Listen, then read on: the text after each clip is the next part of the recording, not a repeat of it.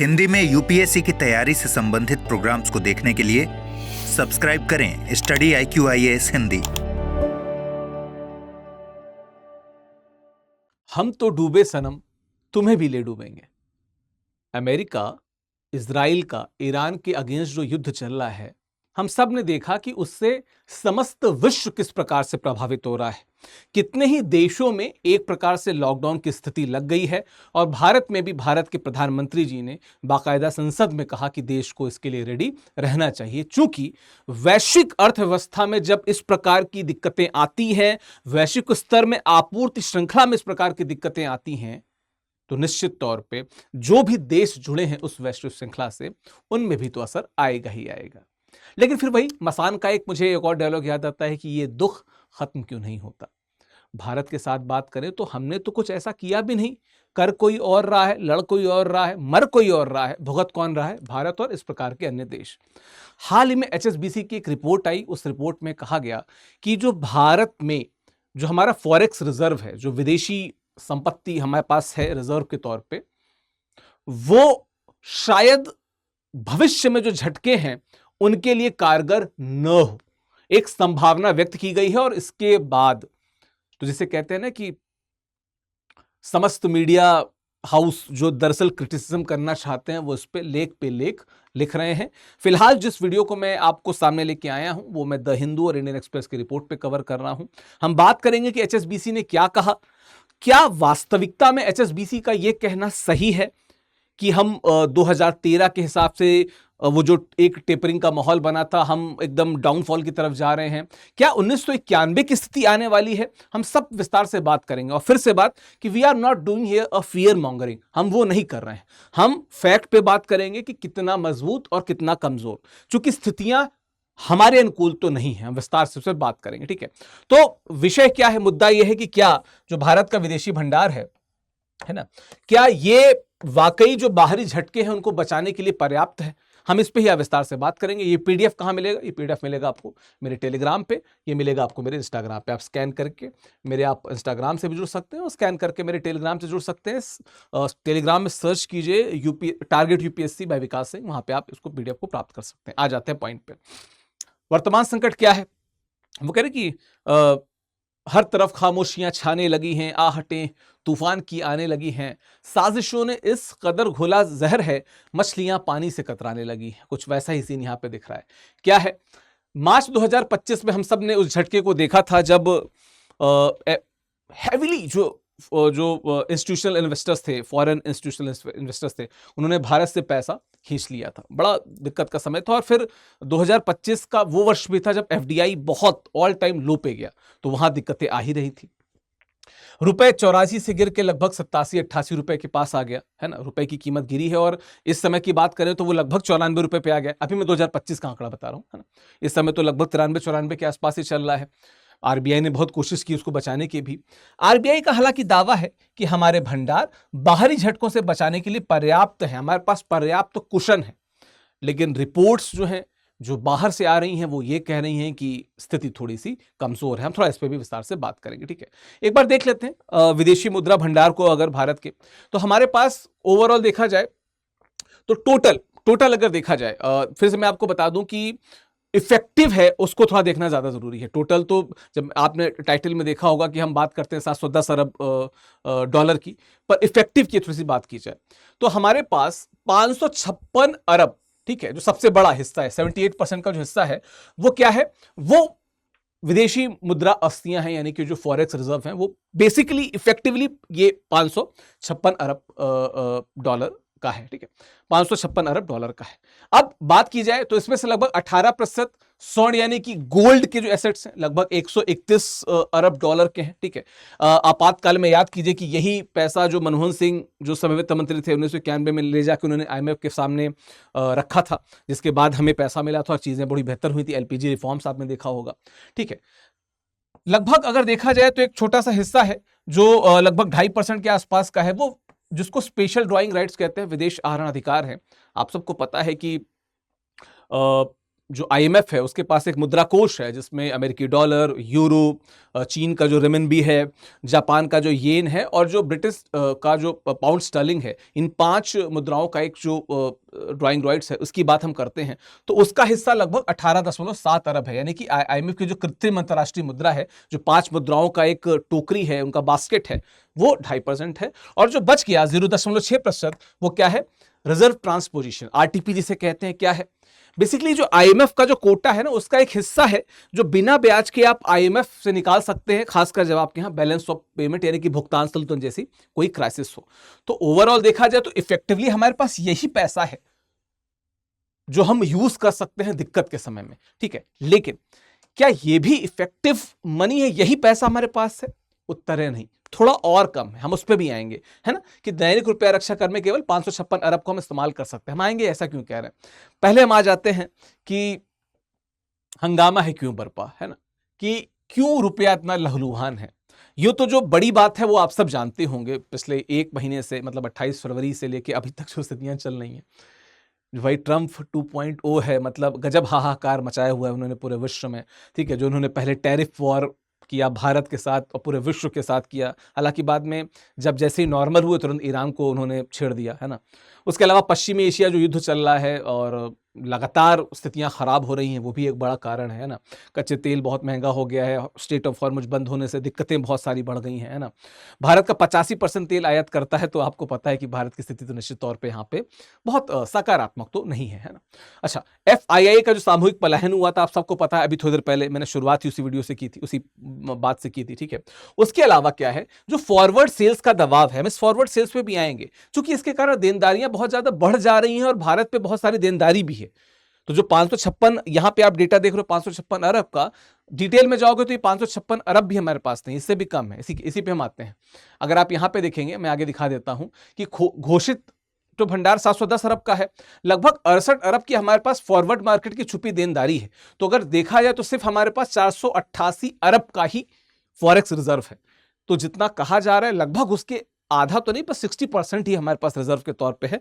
तो थोड़ी सी ये अलार्मिंग चीज है। फिर वापस हम एक बार आ जाते हैं अपने पॉइंट पे कि रुपया क्यों लहलुहान है, इस पर हमने बात कर ली। आ जाते हैं, कुछ पॉइंट हैं इंपॉर्टेंट टर्म्स है, मैं हमेशा अपने हर PDF में ऐड करता हूं यूपीएससी के स्टूडेंट्स के लिए। आप इसको मेरे PDF से देख लीजिएगा, मैं इसमें ऐड कर देता हूं ताकि आपको कोई दिक्कत ना हो। अब आ जाते हैं कि RBI जो है रुपए की रक्षा कैसे करता है। तो बेसिकली 2 तरीके से करता है। एक, स्पॉट मार्केट में, आपको पता होगा पिछले 1 वर्ष में रुपए को बचाने के लिए स्पॉट मार्केट में RBI ने बहुत पैसा फूका है, लेकिन उससे रुपया बचा नहीं। 84 से ऑलरेडी फिर वो 88 तक आ ही गया। होता क्या है कि ये क्या करते हैं, डॉलर को बेचते हैं, रुपए को खरीदते हैं। तो जब किसी मार्केट से कोई मुद्रा बहुत कम हो जाएगी तो उसकी डिमांड बढ़ेगी। जब डिमांड बढ़ेगी तो फिर उसका प्राइस और मजबूत होगा। तो क्या है, इससे क्या होगा कि डॉलर की आपूर्ति बढ़ेगी उस मार्केट में और वहां पे रुपया जो है वो मजबूत होगा, क्योंकि उसकी कमी रहेगी वहां पे, है ना। अब इससे क्या है, बाजार से जो अगर आप देखें तो रुपया तो खींच रहा है, घरेलू तरलता इससे क्या होगी, और घटेगी। दिक्कत क्या होगी, ब्याज दरें बढ़ेंगी और हमारा जो आर्थिक विकास इकोनॉमी के टर्म में कहा जाए तो वो धीमा हो जाएगा। अच्छा, दूसरा काम क्या करता है, जब फॉरवर्ड मार्केट में, आपको पता है कि फॉरवर्ड मतलब फ्यूचर के लिए, तो क्या करते हैं ये, इन्होंने क्या कहा कि भविष्य की तारीख पे डॉलर देने का हमने वादा, आज नहीं देंगे, हम बाद में देंगे। पर पता है इससे दिक्कत क्या आती है, वही जो मैंने बताया, जो 68 अरब डॉलर की जो मैंने बात की, वो जो भारत की देनदारी बची है वो बेसिकली इसी कारण है। तो उस तरह से आपकी देनदारी बढ़ रही है, तो ये भी बड़ा सकारात्मक नहीं है। थोड़ा और आगे आते हैं, ये मैंने बात की कि ये जो आपकी देनदारी है इसके कारण आपका ये 68 अरब का और कम हो गया, तो 488 अरब आपके पास इफेक्टिवली बच रहा है। यहीं पे HSBC ने विश्लेषण किया इसी डेटा को देखते हुए कि जो आयात कवर है, इंपोर्ट कवर के दृष्टिकोण से यह स्तर 2013 के जो टेपर टेंट्रम है, आपको पता है कि जब अमेरिका की बैंक की हम बात करते हैं और फेडरल बैंक की बात करते हैं, तो वो जो टेपरिंग केस आया था पूरे विश्व में, जिससे एक डाउनफॉल देखा था अर्थव्यवस्थाओं ने तमाम, तो उसी प्रकार का एक टेपर टेंट्रम 2013 में देखने को मिला था और ऐसा लगा था कि पूरे विश्व में एक प्रकार फिर से मंदी आ रही, लेकिन फिलहाल भारत उससे बचा रह गया था।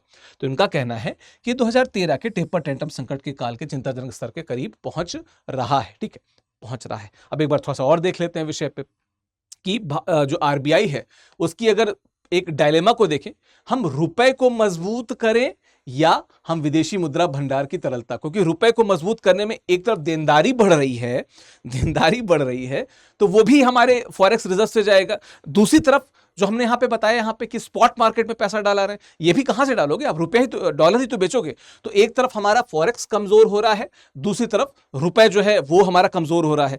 किस पे काम किया जाए, ये एक बड़ी डायलेमा है। ये पीडीएफ जो है उसमें आप विस्तार से पढ़िएगा, मैंने शॉर्ट में यहाँ पे लिख भी दिया है नोट्स के तौर पे, जो मैंने बताया, तो आपको वहां पे मिल जाएगा उस पर, ठीक है। अब आ जाते हैं, अब अंतरराष्ट्रीय मानकों को देखें कि क्या हमारा कुशन, जैसा आरबीआई कह रहा है, क्या हमारा कुशन पर्याप्त है?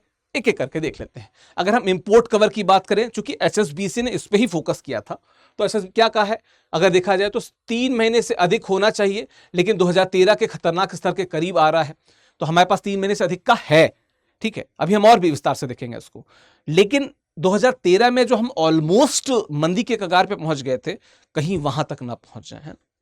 अगला है अल्पकालिक विदेशी ऋण, शॉर्ट टर्म डेट, तो भंडार अल्पकालिक ऋण से अधिक है, तो यहां पे भी हम सुरक्षित हैं। एक बार हम इसकी बात करें, जो आईएमएफ एआरए मैट्रिक है, एआरए मतलब क्या है कि एसेसिंग रिजर्व एडिक्वेसी, यानी कि भुगतान संतुलन पे का कितना दबाव है आपकी अर्थव्यवस्था पे, बेसिकली ये उसको मेजर करता है। और इसमें अगर देखा जाए तो 4 इसके घटक होते हैं एआरए के, आप इकोनॉमिक्स में पढ़िएगा, मैं शॉर्ट में बता देता हूं। एक तो जो अल्पकालिक आप बाह्य ऋण लेते हैं, एक वो, और याद कीजिए जब हम M1 M2 की बात करते हैं तो जो उसमें M2 है वो निर्यात की जो आय होती है, और इसके अलावा जो अन्य हमारी देनदारियां होती हैं वो इस एआरए में आती हैं। तो अगर इसकी बात करें तो ये 100 से 150% की सीमा से ऊपर है, इसका मतलब यहां पे भी भारत मजबूत है। तो समस्या यहां पे है, और निश्चित तौर पे रिजर्व बैंक ऑफ इंडिया और भारत के जो अधिकारी होंगे, मंत्रीगण होंगे, वो इस पर ध्यान दे रहे होंगे, ठीक है। शक्तिकांत दास ने कहा था कि फॉरेक्स भंडार वह छाता है जिसे बरसात के समय खोलना होता है, और क्या लगातार बारिश जो हो रही है, कहीं इससे छाता तो ना टूट जाए, उड़ ना जाए छाता, है ना। तो कहीं इसी का डर तो नहीं बना हुआ है, इस पे ही हम लोग बात कर रहे हैं। अच्छा, अगर थोड़ा देखा जाए, नियंत्रित अवमूल्यन की बात की जाए, तो बर्नस्टीन रिसर्च की अगर बात करें, उनका तर्क क्या है कि अक्टूबर 2024 से जनवरी 2025 के बीच आरबीआई ने स्पॉट मार्केट में, मैंने शुरुआत में बात की थी 2025 का, जब मैंने बताया था कि 84 से 88 पे आया, 94 अरब डॉलर फूके थे स्पॉट मार्केट में, कि रुपया मजबूत हो, लेकिन रुपया फिर भी 87-88 पे आके मतलब लुढ़क ही गया एक तरीके से, है ना। अब क्या है निष्कर्ष, एक तरफा वैश्विक झटकों के सामने आप अपने भंडार को मत जलाइए।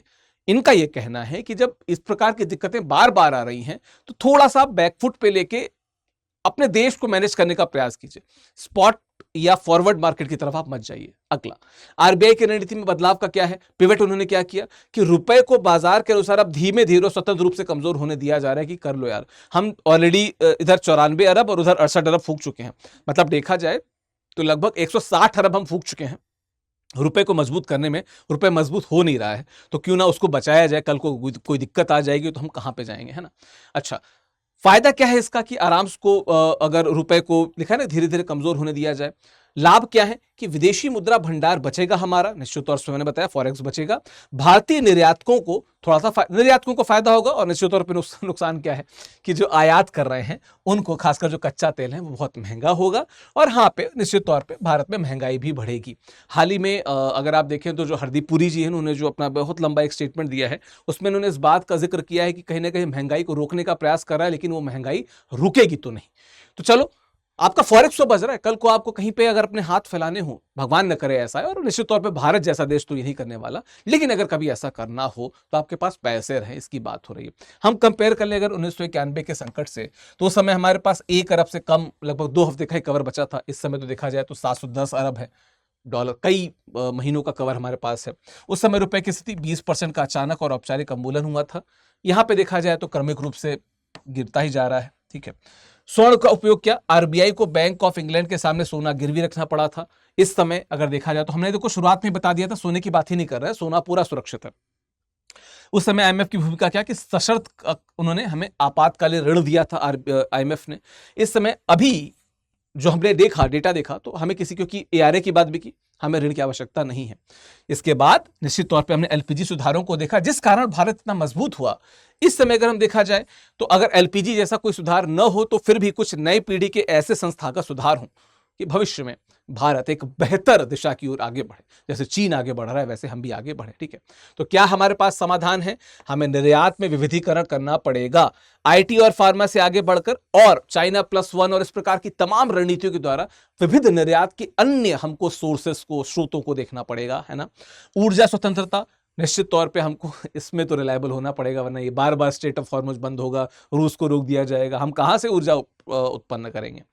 एफडीआई पे प्रोत्साहन करना पड़ेगा, क्योंकि आपको पता है कि जहां 2021-22 अद्भुत साल था, वहीं 2025-26 एकदम डाउनफॉल का साल है। तो एफडीआई पे काम करना पड़ेगा। और रुपए का अंतर्राष्ट्रीयकरण क्या, कि यूएई और भारत, रूस जैसे स्थानीय मुद्रा में आपस में डील करते हैं। भारत को कोशिश करे कि मैक्सिमम देशों से जो उनका समझौता हो वो क्या हो, कि व्यापार समझौते हो और रुपए में हम करेंगे, इस प्रकार की चीजें हो, तो रुपए भी अप्रिसिएट होगा, मजबूत होगा। लोग कहेंगे यार हम भी रुपए में करना चाहते हैं। तो जब जिसकी मांग बढ़ती है उसकी वैल्यू बढ़ती है ना। चलिए, ये यूपीएससी के लिए मैंने एक सिंथेसिस बता दिया है कि आप कैसे उसको देख सकते हैं। ये मैं हर अपने पीडीएफ में जोड़ देता हूं, उसको यहाँ पे ले लीजिएगा। इस विषय पे आपकी राय क्या है मुझे कमेंट बॉक्स में बताते जाइएगा। एचएसबीसी की जो शंका है बहुत गलत नहीं है, लेकिन एकदम सही भी नहीं है।